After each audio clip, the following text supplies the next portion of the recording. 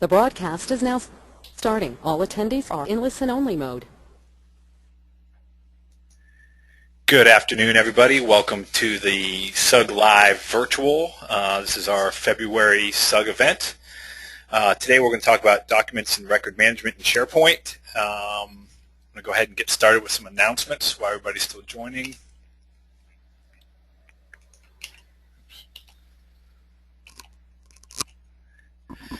All right, for those people that this is your first time,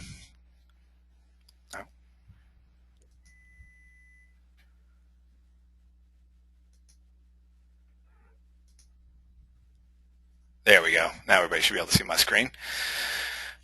For those people that this is your first virtual SUG, the SUG is the SharePoint Users Group based out of Washington, D.C. We hold meetings the last Tuesday of every month, except for this month where next week a bunch of us are going to be at SP TechCon in San Francisco. We alternate between in-person meetings and virtual meetings. This month is virtual, of course. Last month we did an in-person with Christian Buckley from Exceller. You can get information about our upcoming events at www.thesug.org.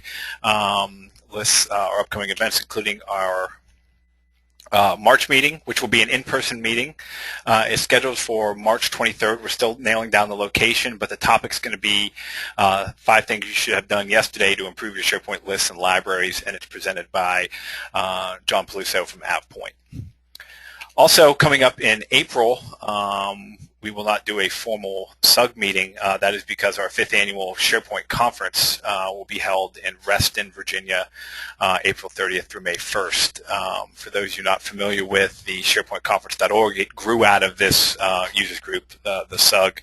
Again, now in its 5th year, a lot of great SharePoint content and really geared towards associations, nonprofits, educational institutions, and government. We just announced a keynote for that event. It will be Holly Ross, who is the executive director at N10, which is a leading nonprofit organization. And any members, anybody on the webinar today or on the SUG meeting today, can save 10% off the registration by using the SUG10 coupon code at registration.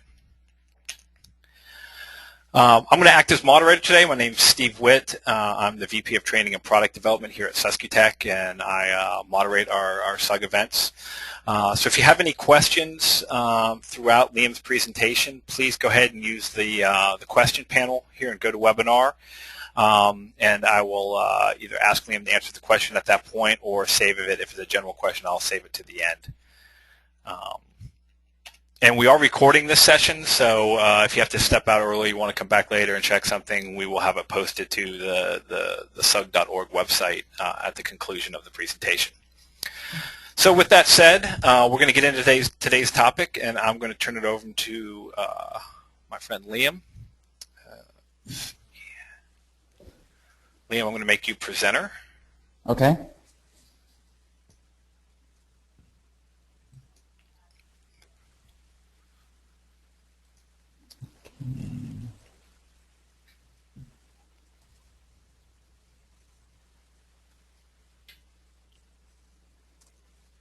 There you go. Okay, cool. So you can see my screen, yeah? Yep, looks great. Okay, cool. Well, hello everybody. Welcome to the session today. A little bit about me for those that don't know. I work here at SUSCUTech as a solution architect. Have done for the past couple of years. I'm one of those ones that have worked with SharePoint for a long time, right to its early incarnations up to where we are now. I've worked on all kinds of different projects, everything from intranets, extranets, internet sites, and my role is everything from architecture all the way through to development. I kind of pride myself in, if you want SharePoint to do something, then we can spend the time and make it happen in SharePoint. I've also been a SharePoint MVP since SharePoint 2007. So today's topic, we're going to talk about document management. We're going to answer the question of, do we need document management?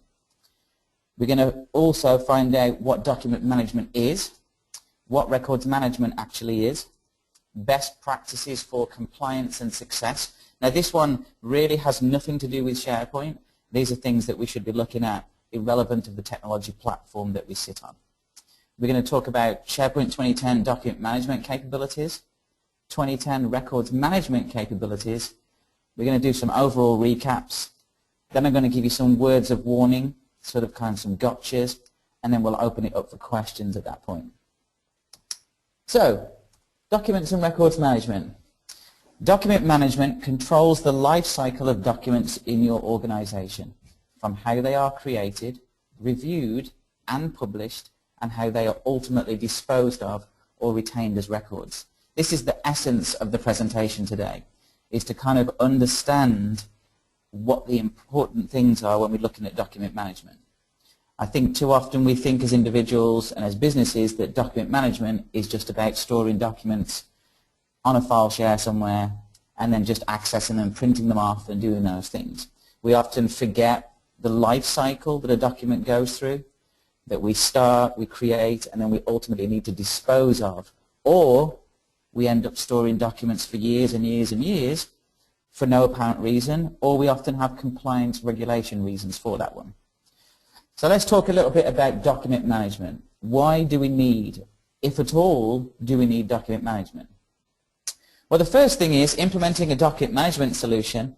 The most important thing and reason why is because it helps you locate documents easily in your organization. I'm sure we're all in the same position. We've worked at organizations, we've got these shared drives, we have these intranet sites. We often have SharePoint implemented, yet we still can't seem to find the documents that we're looking for. And so implementing a proper document management solution with all of the bits that that entails will actually help us find the documents that we're after. It allows us to manage version control easily. Most platforms that are available right now do this, whereas shared drives, we end up with 50 copies of the same document with version 1, 2, 3, 4, 5 appended to them. We also want to make sure that we don't have one of those really embarrassing stories about your organization where we sent the wrong documents to the wrong customers or the wrong vendors. Or back in the UK, for example, there were some government documents that somebody put on a thumb drive and left the thumb drive on the train. So little things like this where we make too many mistakes, and this is because we don't understand why we need document management. The big one here is compliance with regulation rules. This is a big one. Every organization suffers from this. We need to adhere to these for litigation reasons. We may have to adhere to certain regulations that are applied to your business. For example, we have the DoD standards, the ISO standards, and the GARP standards, which we'll talk about a little bit. Classification policies. We also may be in an organization where we need to have different classifications based on the people that work there. So, for example, you may be top secret, secret, specific clearance types. This is where document management platforms need to be implemented. Working with clients, I often see this where they have these clear classification policies but struggle to implement it just using shared drives, for example, and even inside SharePoint. And more importantly, we need a document management solution because we need to capture information about the content that we're storing.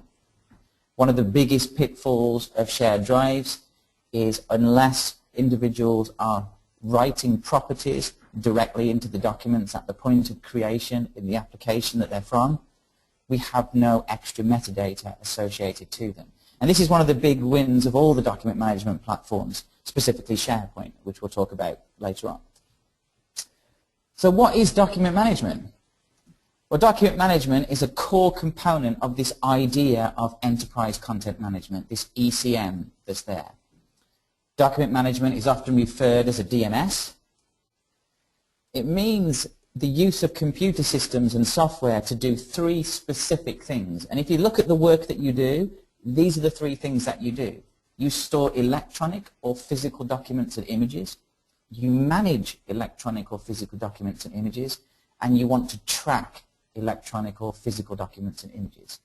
Those are the three things. If you look at what you do as your job, you will do all of those three things at some point in the document creation process. We also, this is a big one, capturing paper-based information. We have information faxed to us, or you may have to fill out your expenses and then print them off and have someone actually sign that piece of paper. Wouldn't it be great if we could capture this and get it into an electronic format using a document management platform? It needs to be able to handle core management features. These are things that we should be used to now. Check in, check out, version control, rollback of versions, a full audit trail, be able to write annotations and stamps and write summarization of these documents. This is what document management is. It's fundamentally making sure that the piece of document that you write has all of these capabilities. And we all know that some platforms do, some platforms don't. And we know that SharePoint, specifically SharePoint 2010, has some great capabilities for document management. So document management is really about the inception and creation of the content. So where does records management come into it, and what is records management? Records management is really about the creation of this record at the end point. It's not a new document. It's not the first time we've done this content. This is about declaring something that has gone through the document lifecycle. For example, we could do a policy document.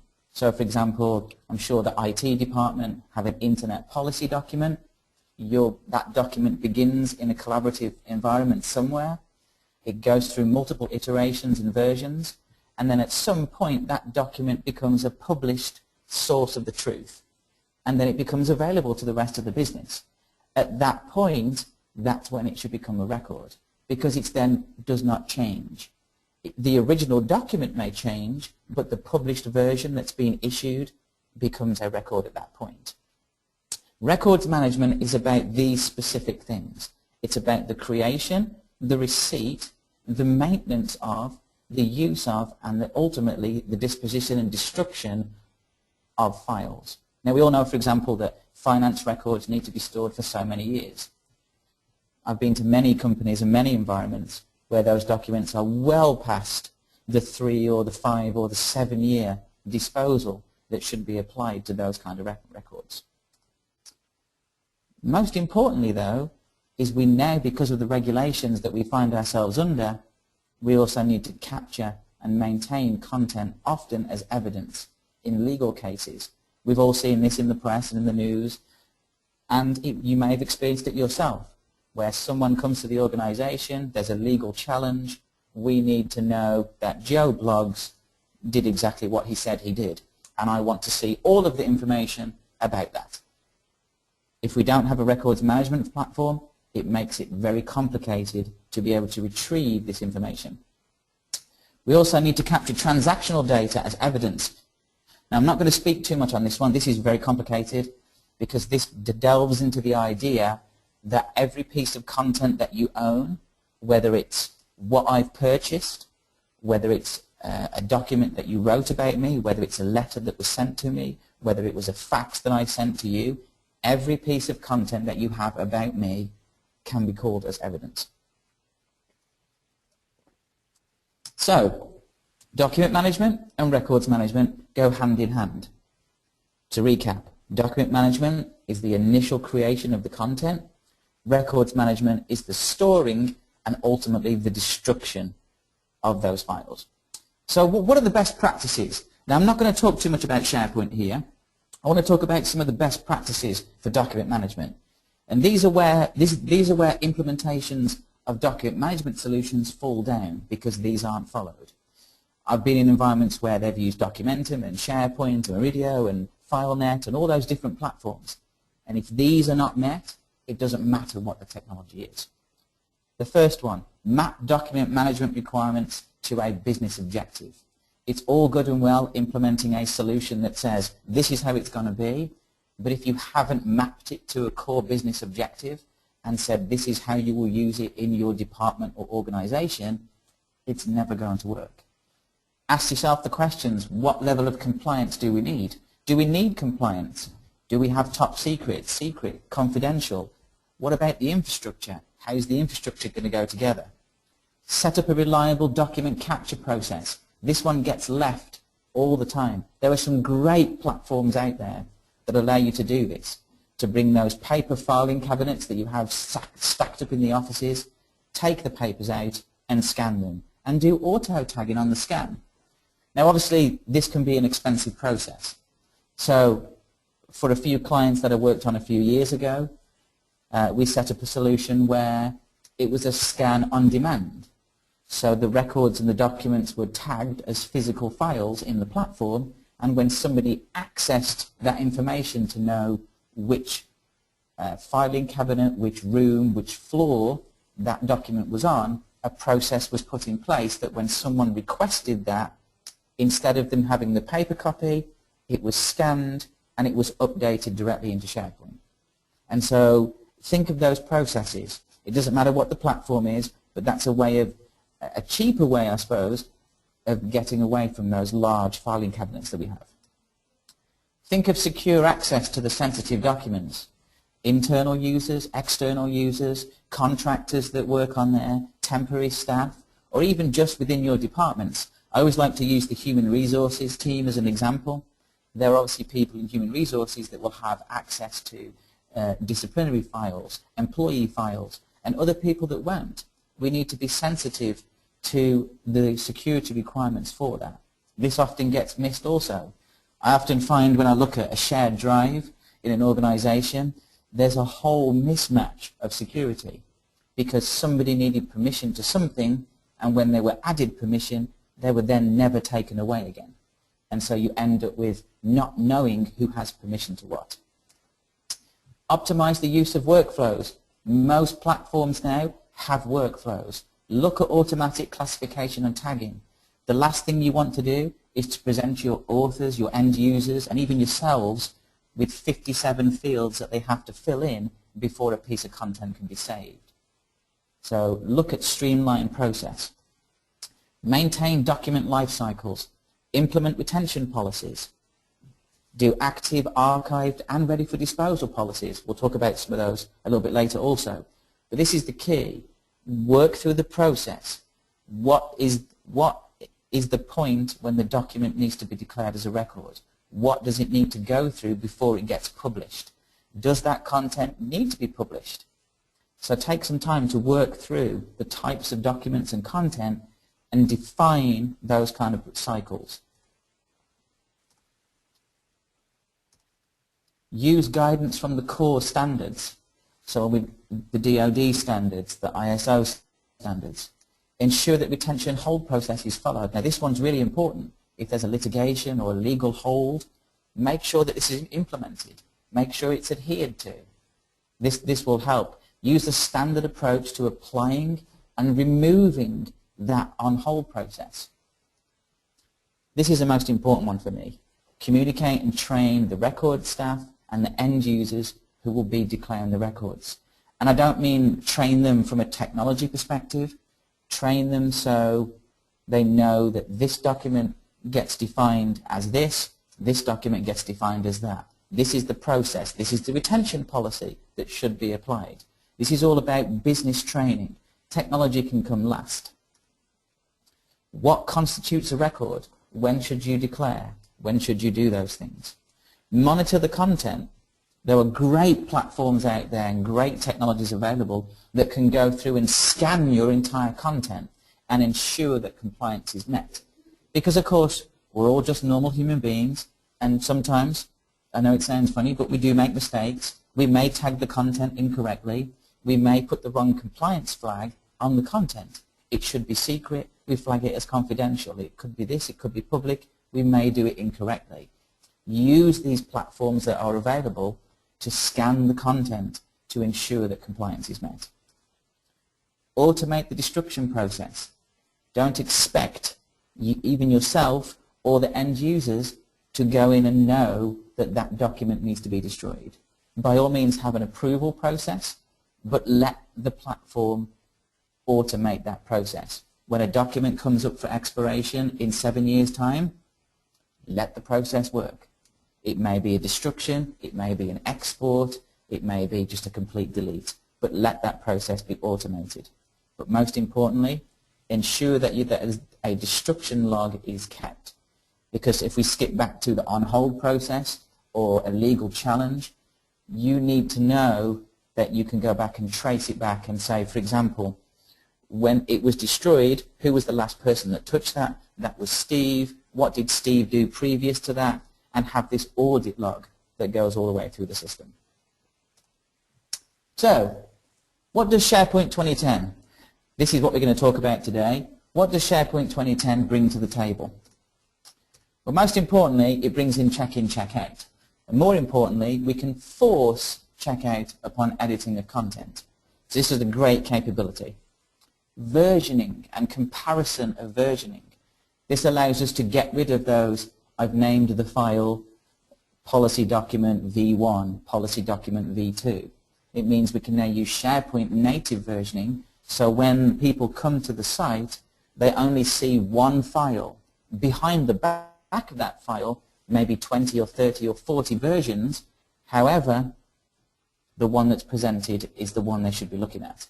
And what's great about this is because of the way SharePoint works from a security perspective, if it's in draft and you're not one of the authors, you will see the latest published version of that file. Manage metadata. Great introduction into SharePoint 2010.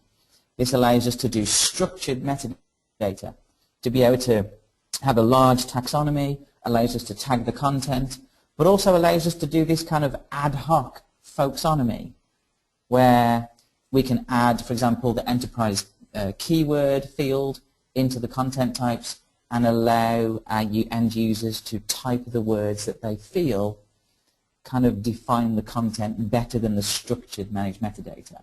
Now my kind of caveat here is folksonomy is great, but let's say we tag it as Suskitech and 5 of us spell Suskitech differently.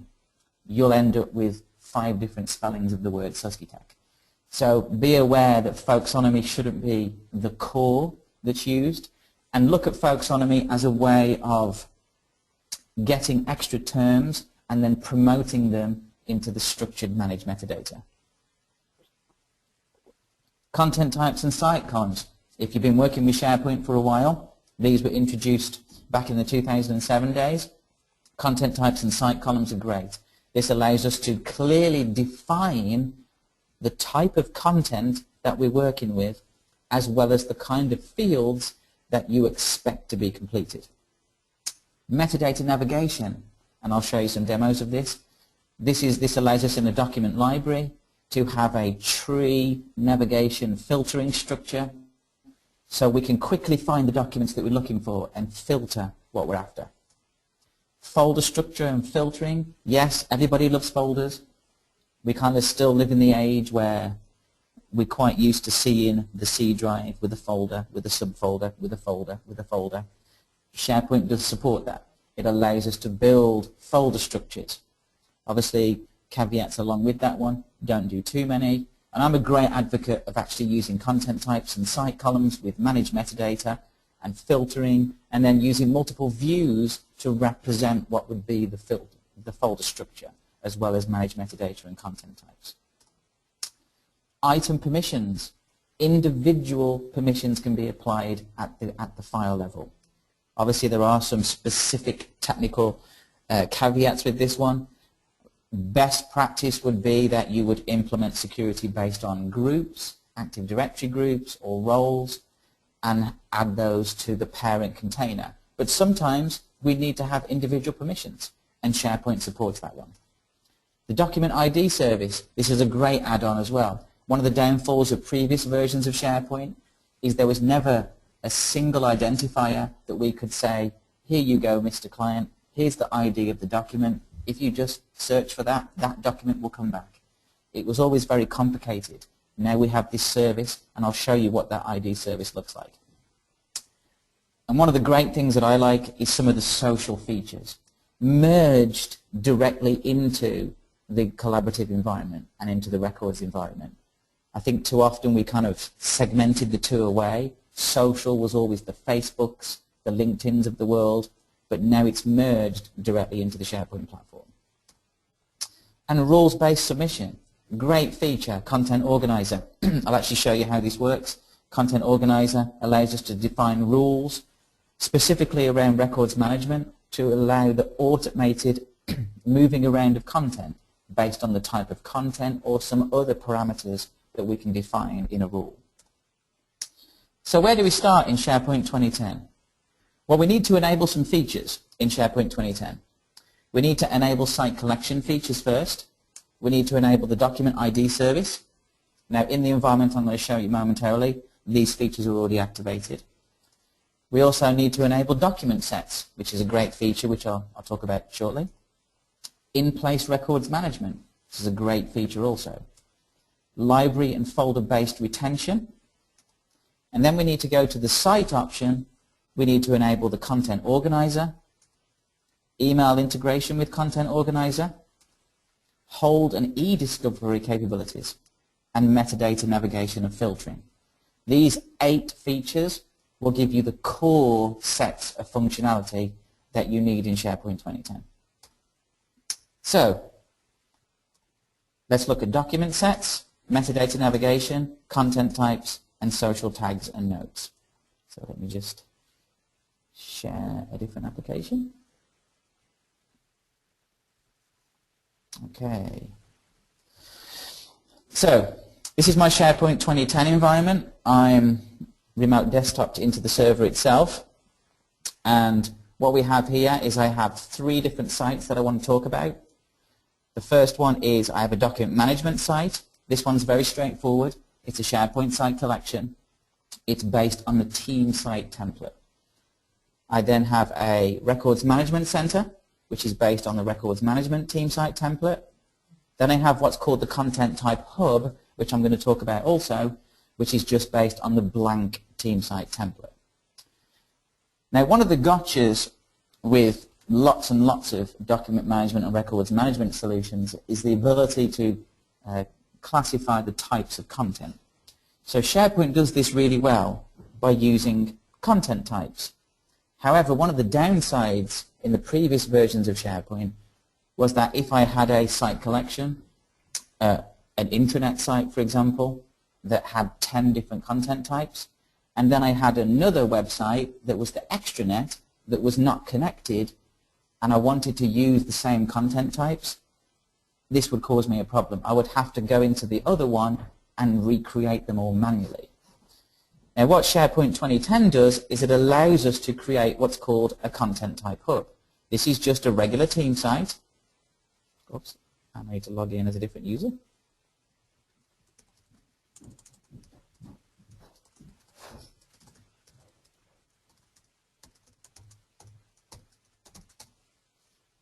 Okay, and if I go to my content types here, I'm going to change my group because it'll be easier to see. You'll see that I have 3 content types: a demo invoice, a demo proposal, and a demo specification document. Now, if I click on the demo invoice one, you'll see that what I have the standard title field, which is when you create the document in Word, it asks you for the title. This is the one that's there by default. And then I have a new field called document year, and I'll go into what that field is momentarily. But what's really important is this section here. It says manage publishing for this content type. This allows us, if I go into here, to publish or republish, in my case, this content type to subscribers. The subscribers will be those other site collections. So I'm just going to flick over to my document management site. I need to log in as a different user.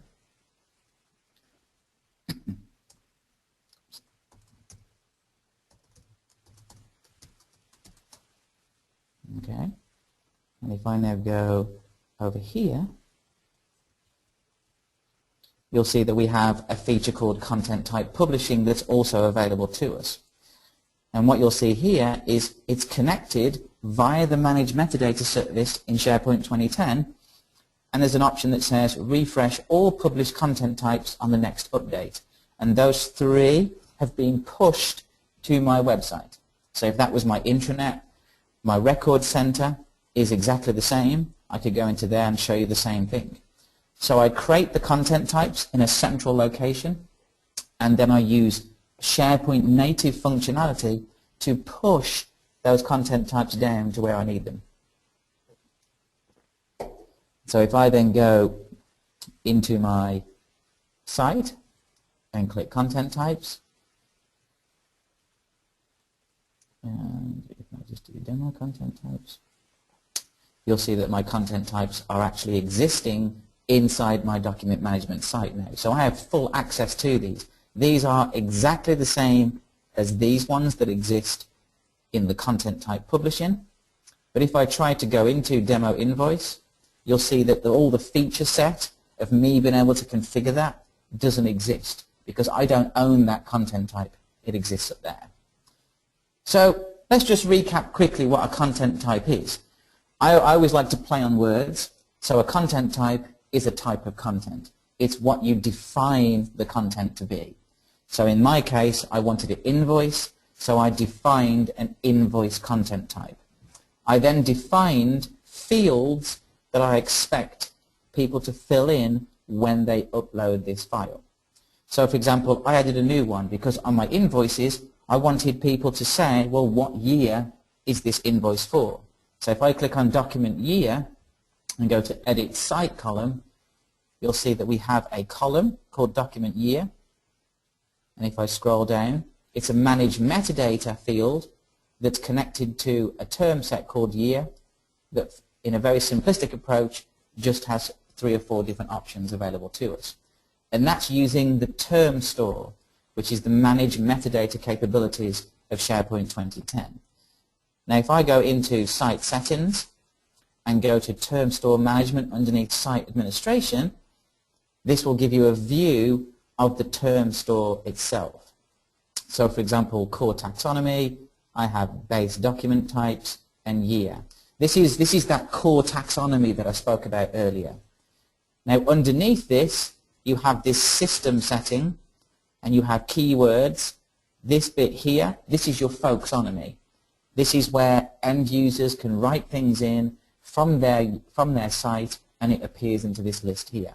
So this is defined structure and permissions. This is folksonomy. So when we're defining the types of content that we'd like to use, we look at our documents, we see what we have. So we have policy documents, we have multiple types of policy documents, and then we define and say, I want to create a new content type. I'm going to call it Content Demo Policy. We define what the parent's going to be. So it's going to be based on the document content type. SharePoint has lots and lots and lots of different ones. And I'm going to add it to my group of demo content types.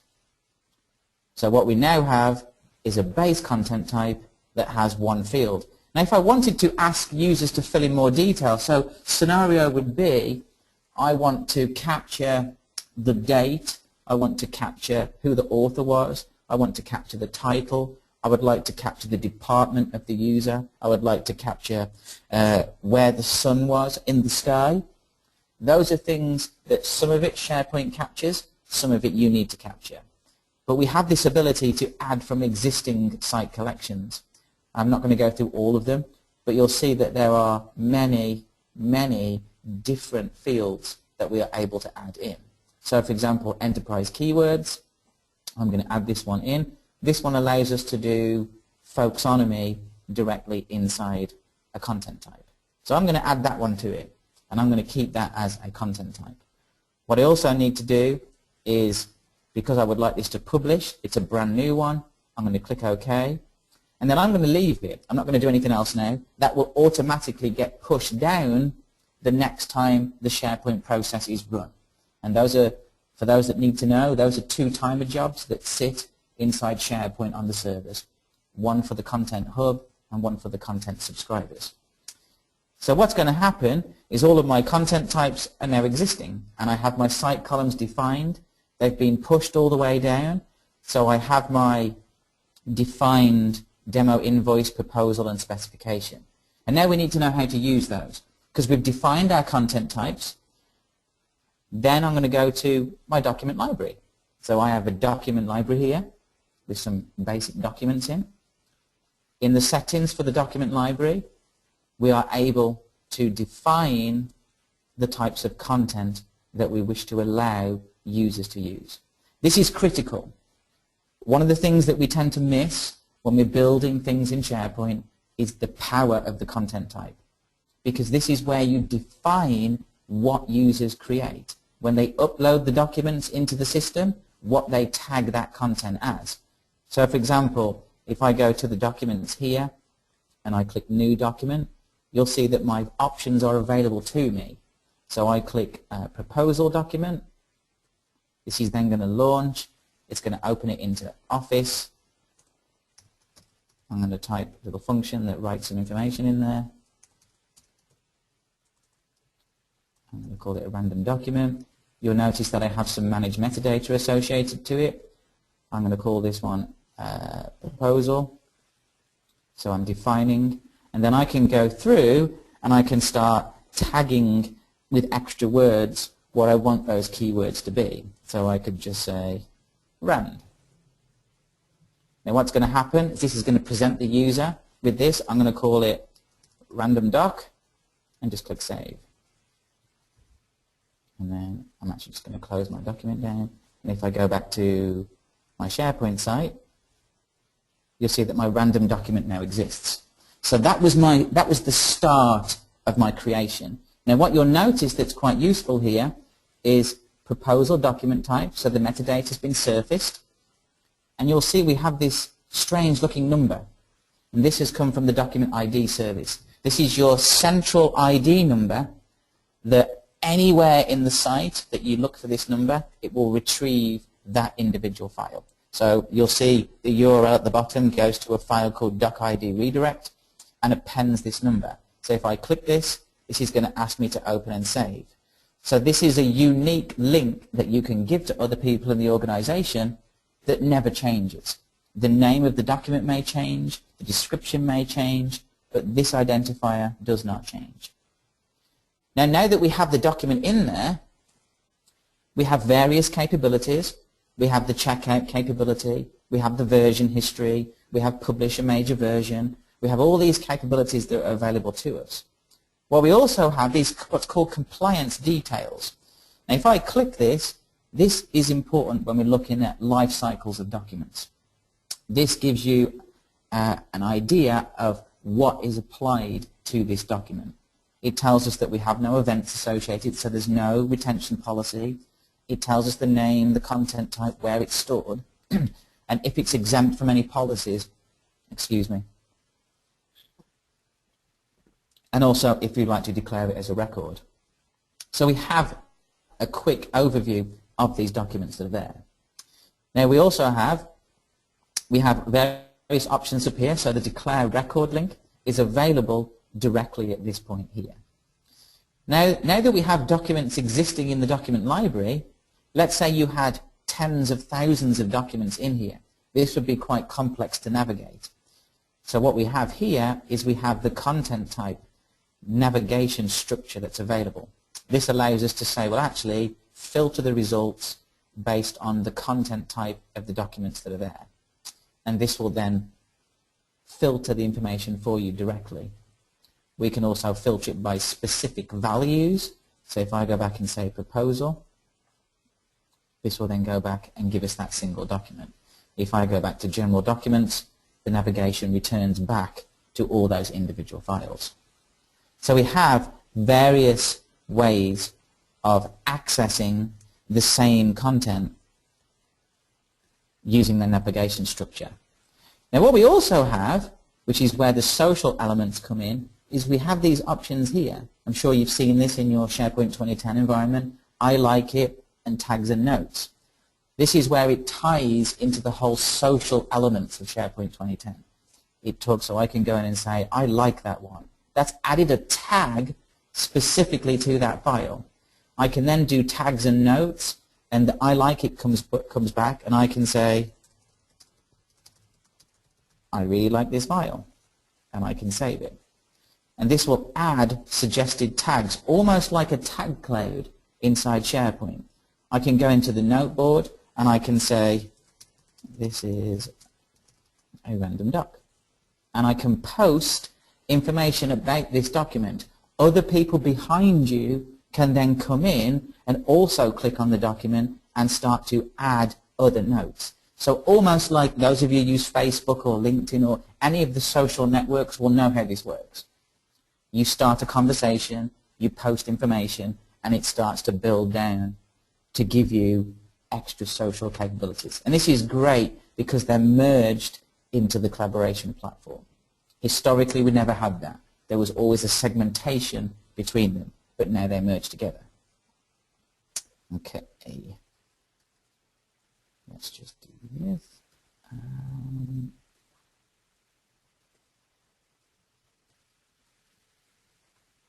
Okay, so we'll come back for some more demos momentarily. So what records management support does SharePoint 2010 have?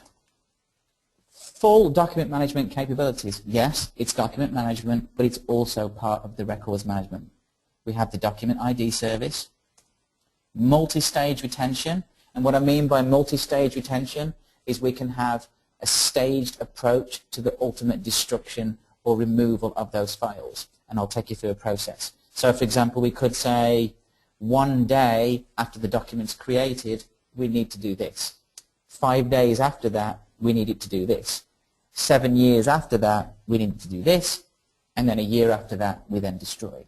You can build multi-stage retention. We have per item audit reports, so we can go in and say, show me who's accessed, who's modified, who's changed. We can build a hierarchical file plan. We have a file plan report which will allow us to go into the records library and iterate through and give you an Excel spreadsheet of these are the content types, these are the folders that we're using, these are the policies that we have enabled on that site. We have taxonomy and centralized content types. The key bit of the content types that we looked at a moment ago is that these also need to be presented and pushed down to the records management capabilities, because the idea of routing content is based around the content types. It utilizes the content organizer for those rules. We can create virtual folders using that metadata navigation, or you can create actual folders inside the Records Management Center. We have in-place record declaration, so instead of actually pushing all the records into a specific repository, we can now say, I'd like to declare it here, and that's where it's going to stay. Now obviously that's an interesting conversation of how you want to structure those records, but ultimately it's a mix of the two. You can actually do both. And there's massive support for tens of millions of records in a single record center. And obviously there are some keys around making that work, based around having separate site collections. You'll create those site collections in separate content databases. Ultimately, you could have many, many record centers that were targeted to very specific types of records. So we're going to look at the record center, we'll look at in-place declaration, the content organizer rules, and retention policies. So let's jump back onto my server.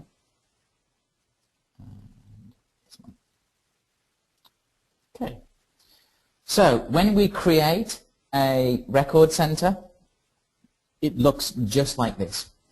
It doesn't have all of these document libraries here because I actually created those, but you will get the drop-off library and the record library by default. Now when you get to the site, it doesn't really seem very useful, and I'll be honest with you, it doesn't. So the first thing I'm going to do, I need to log in as the administrator here.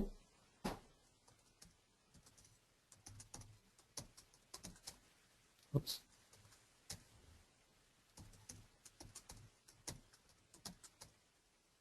Okay. Now if we look on the site settings, we have managed record centers. So we're able to click this link, and this will take you through the process to creating what's referred to as the file plan. So what you'll see is we create content types. Now obviously we have a slight advantage. I don't need to create content types because I have content type syndication pushing down the content types to the record center. We can create records libraries. These are these over here. We can create content organizer rules, and then we can do some other design work. So I'm going to focus on this one. So let's do create a records library. It's available underneath libraries here, and I'm going to call it here, test one. Okay, so now I have my test one available. Okay, and then it says I need to create content organizer rules.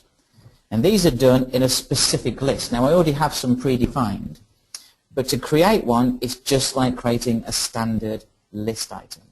So what I'm going to do is I can go in and say demo routing rule. We can specify the priority, you know, how fast are we going to process that rule, but more importantly, which of the content types does this apply to? So I can go to my demo content types list and I can pick one and say, there's my demo proposal, it's already come down. Now, one of the most cool things is here it says this content type has alternate names in the other sites.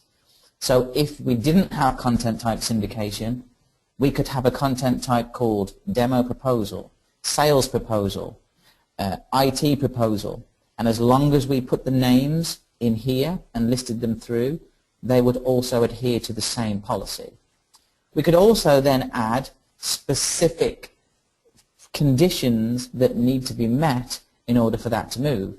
So document type, for example, needs to be equal to a specific value. So I'm going to say it needs to be proposal. So not only am I saying make sure it's this specific content type, but I'm also saying meet this other condition. What I can then do is browse and notice it presents the names of the document of the records libraries that have been created. Now here's an interesting one for you, because I will click demo record library and of course it will fail. And this is a gotcha that I was going to mention later, but you need to be aware of. The records libraries that you create, if you want to have a specific content type route into there, the content type needs to be associated to that library. So I'm not going to go through the process of creating it because I'll have to add that content type to it. But that's a standard functionality of SharePoint. So if I look at these ones, for example, one of my inbuilt ones, my routing one here, if I look at the item, it's looking for a content type called invoice.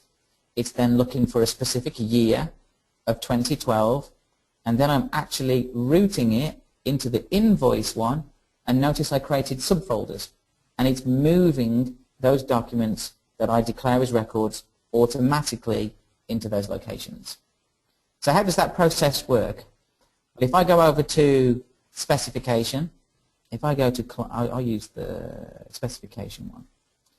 I've created some different send to locations. And these send to locations are created at central administration level. I can go in and say, this is the record center URL, move it over to there. So I'm going to click move and leave link. Click OK. This is going to go ahead and process the document. It tells me it's moved. It gives me the URL that I can get back to it. If I go back to the site, you'll see that what's now going to happen is in my record center, you'll see that my specification 1 document has now moved and it's been declared as a record in that process. So think of that process, seamless, no special configuration because it would all be done up front, but I'm one of the authors, I define that this content is now a record, I send it to the record center, I never have to worry about that process again. Now if the document, if I've actually said leave me a link to that document, which I did, then when I click on this file now, you'll see that I no longer have the file, but I have a URL that will get me that document in its record format from the record center, and more importantly, it uses that unique identifier that was enabled in the document ID service. So that's why that document ID service is important, because I don't know necessarily where that document ended up, realistically, because I may not be the person that defines the rules. Excuse me. So it's a great process that's available to us. We also have the flexibility of selecting a file, doing declare record, and declaring it as a record inside itself. And you'll see the icon has now changed. So that becomes a record stored in an individual team site. So SharePoint supports it natively anywhere that you declare it. Now what's useful when you declare it as a record here is I can go into compliance details and I can actually undeclare the record because it's stored in a team site. I can undeclare it, it will go back and it becomes, wait for my page to refresh, it now becomes a normal document. However, if it goes into a record center, that's it. It becomes a locked record at that point.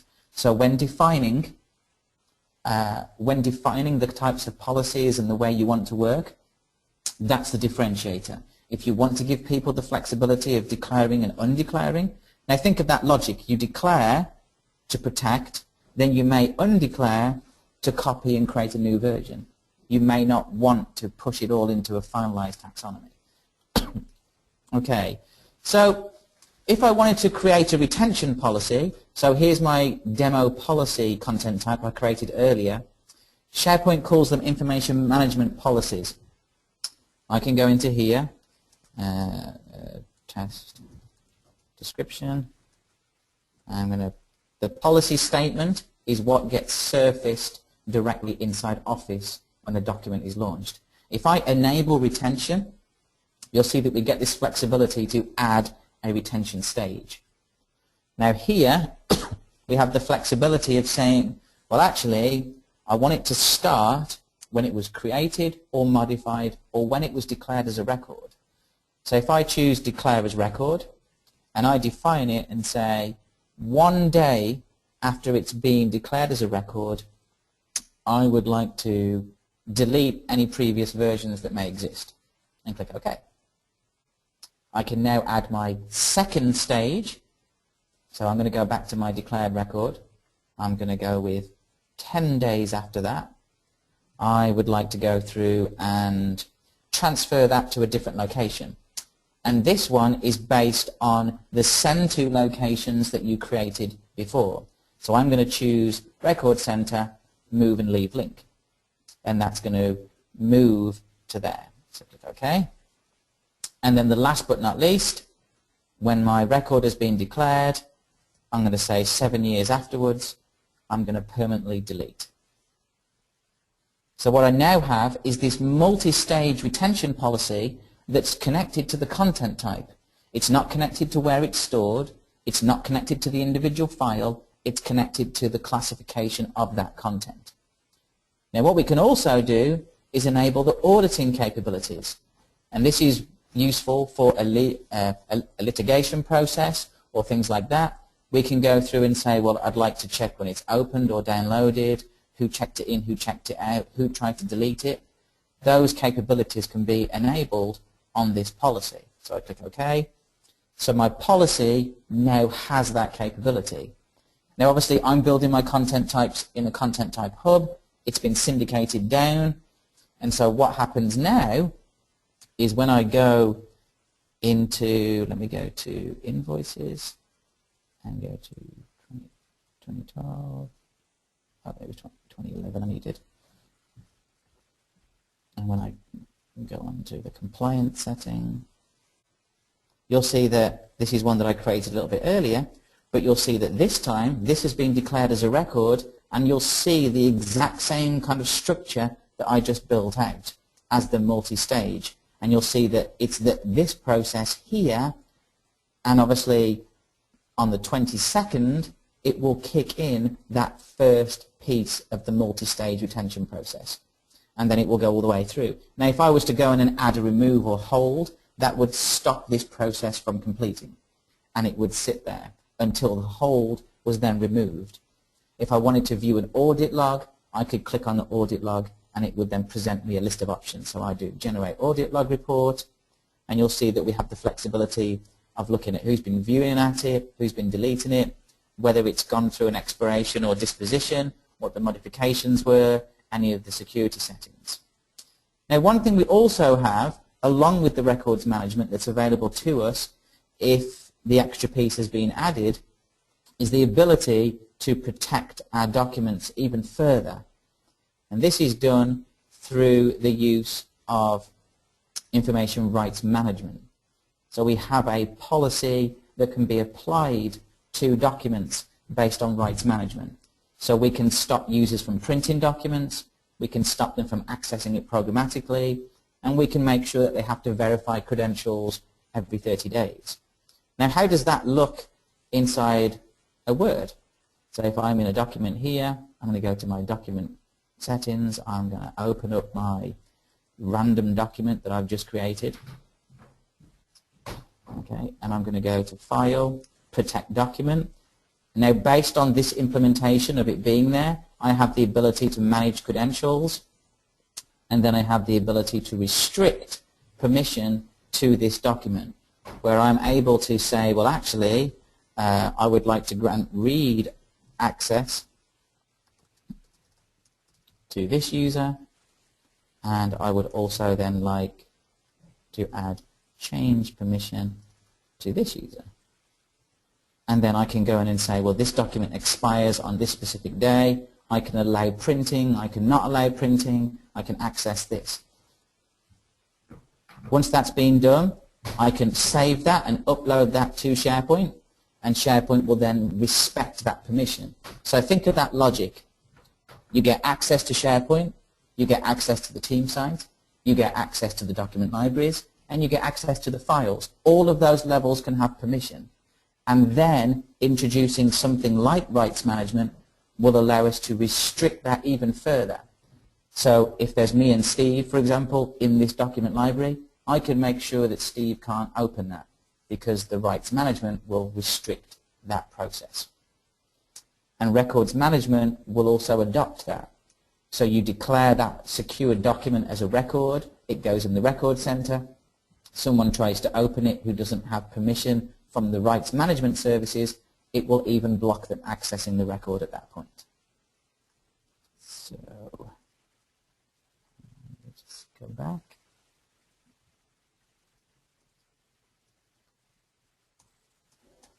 Okay.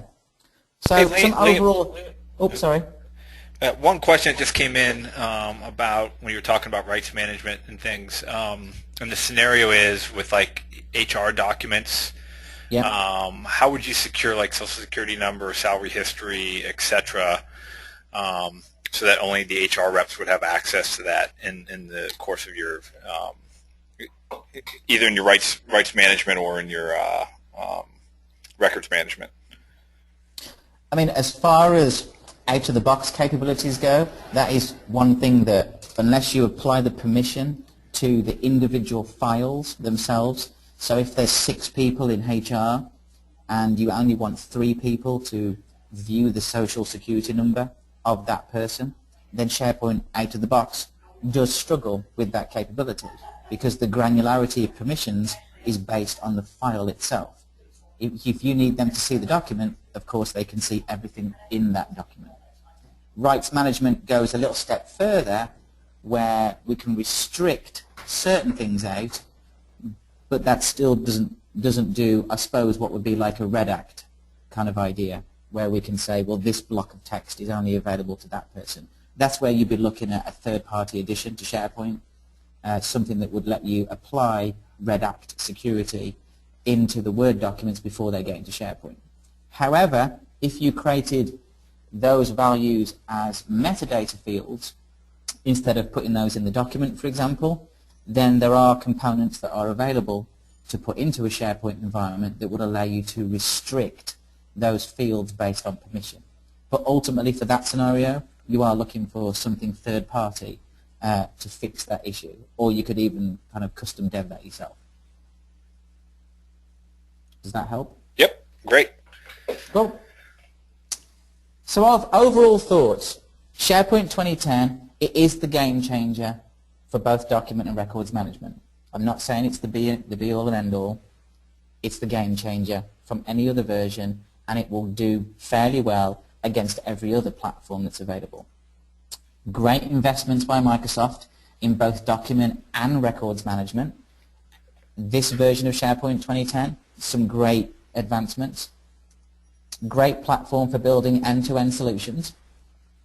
My kind of rating system that I've defined for document management, I'm going to give it 4 stars out of 5. From document management capabilities, there's not many things missing out of SharePoint 2010. Records management, on the other hand, I'm going to give it a 3 because there were some slight things that are missing.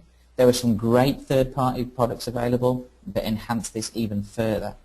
But it's a good base that's been available to us in SharePoint 2010. And of course, I can always help you with that.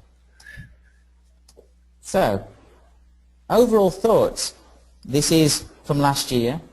And if you look at the leaders and the challengers, you can see that Microsoft is quite squarely in the top right-hand corner for SharePoint. So what does that mean for all of us?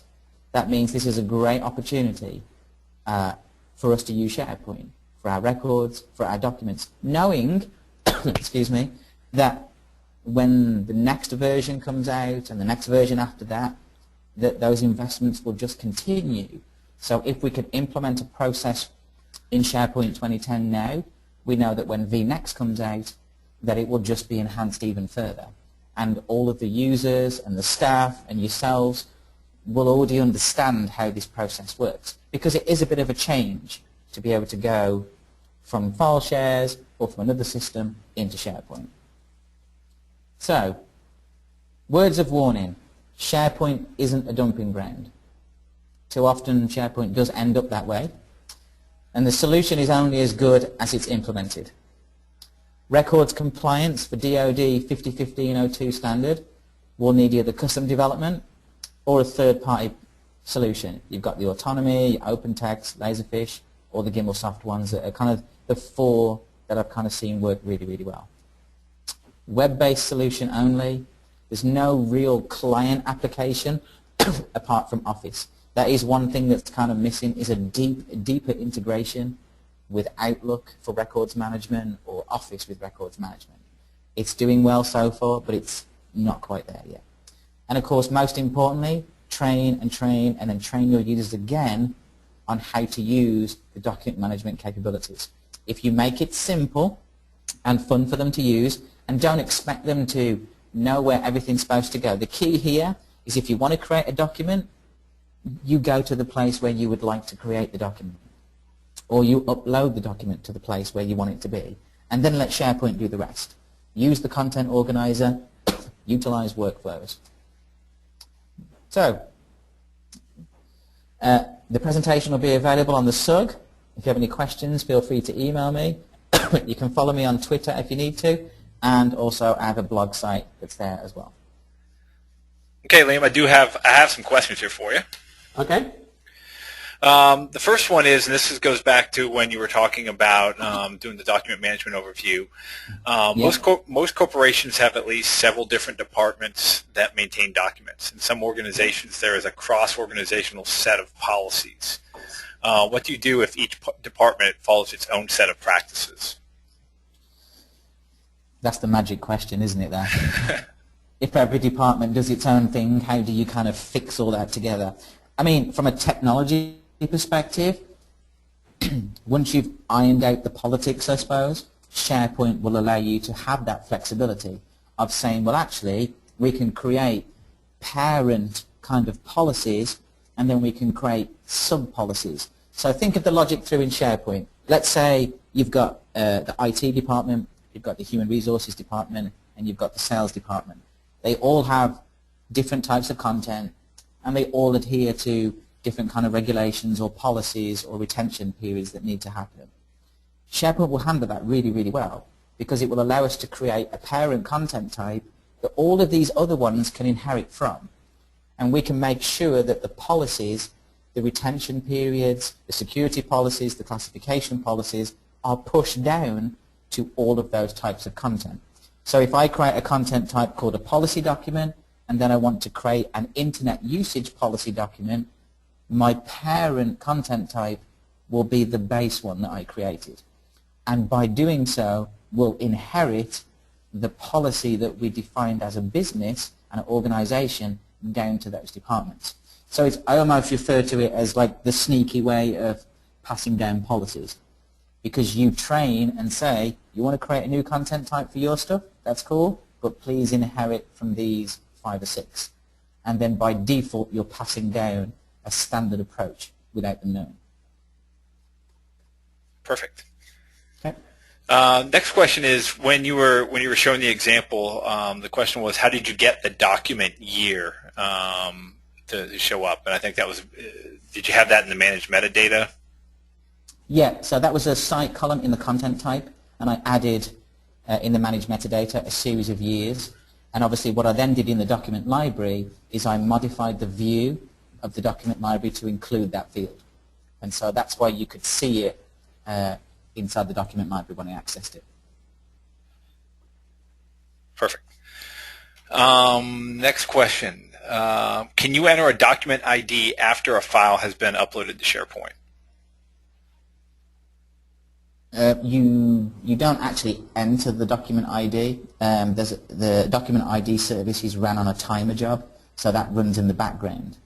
So unless you have custom code that allows you to define and create those document IDs, then no, the document ID service runs on a timer process and an event receiver that when the stuff is uploaded, it generates it for you on the fly. And do you have any control over the document? This is, I'm just adding on to the question. Any control over the document ID naming convention, or is it completely SharePoint generated? The one that's there right now out of the box is completely SharePoint generated, and it's completely random.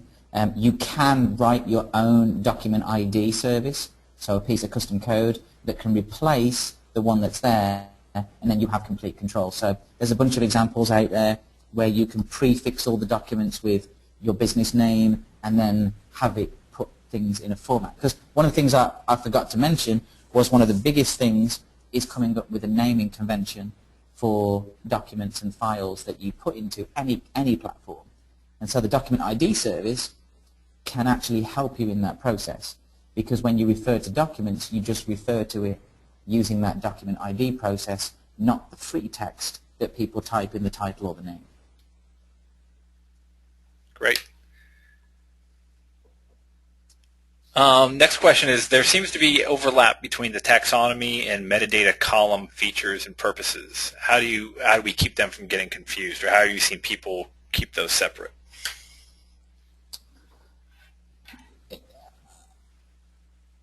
I mean, yeah, so it does come down to a kind of a choice, I suppose. I mean, for example, historically when we're creating content types, you wanted to drop down of values, you would create a choice menu and you would write those values directly into that side column and then add them to the content type, which worked really, really well. The downside being, if you created 20 content types with that side column in, it then often became more complicated to be able to update the information that was there, and often those values didn't always get pushed down to the content types.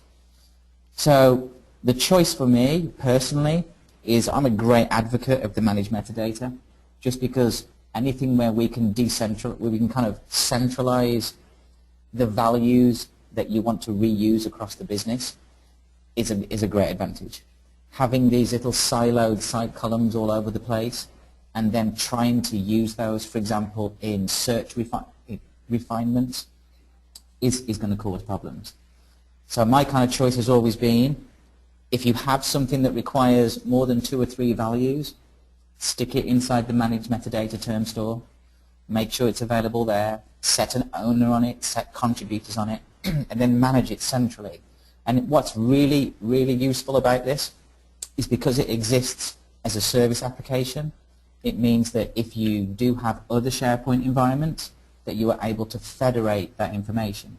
Whereas if it was a site column, just a choice menu, you're not able to federate that between different SharePoint environments. So there's a lot more involved in that decision, but personally for me, if it's more than 2 or 3 values, manage metadata and use that process. It's easier to manage that way. That makes sense. All right, this is our last question, Liam. Okay. How do you deal with a file share full of documents that you want to load into SharePoint? Can you map metadata based on folder, or do you have to assign metadata on individual bases versus batch? Okay. So if you're just uploading them manually, and this is where the third-party world comes to the rescue. If you have a massive file share full of documents and you want to upload them into SharePoint, SharePoint will let you do that. You can flip the site into Explorer View and just drag and drop everything in, but nothing will get tagged. Nothing will have metadata associated to it at all, just purely based on the way that works. There is a way of doing it. It's a manual process. You can create the locations that you want to move the documents into and basically set default metadata and then upload all the documents. So if you upload a couple of hundred documents, by default everything will pick up the base metadata, but anything that you want to specifically set, like a document type, for example, you would have to do that manually. So this is where even we would use a third-party tool. You would go to any of the vendors that do migration tools, and they have great tools that allow you to map based on this folder, this is the content type, this is the fields that you need to map. And there's a whole selection. If you want to know a selection of them, then drop me an email, and I can give you a list of the vendors that we've kind of used, but you're going to rely on a third-party tool to do this for you. Gotcha. Okay, I think that's all the questions. Liam, thanks for your time this afternoon. It's been great, very educational. Like Liam said, the recording will be posted to the SUG, as well as we have a group out there. If you have any follow-up questions, you can post them out to the SUG, and we can get in there and answer them for you. So that concludes this virtual SUG event. Our next one, again, is coming up in March, and that's posted on the SUG website as well. Everybody have a great afternoon. We'll talk to you soon. Thank you. Thanks, Liam. Thank you.